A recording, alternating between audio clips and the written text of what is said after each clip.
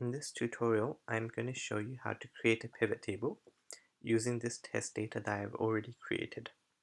Firstly, you need to select the data that you want to use.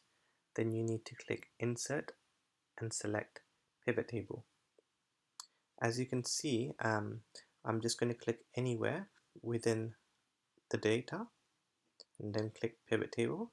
This will automatically select all the fields. Once you've done that, you can either place the pivot table in a new worksheet or an existing worksheet. In this case, I'm going to use an existing worksheet so that you can see what I'm doing side by side. On the right side, you can now see that the pivot table fields are available. From this, I'm going to select department and put it in the rows, and salary, which is going to go in the values.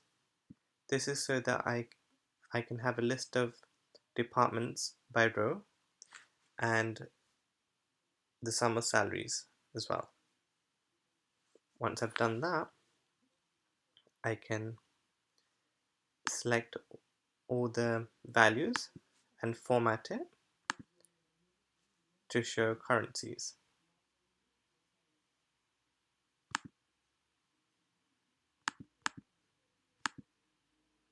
And there you go.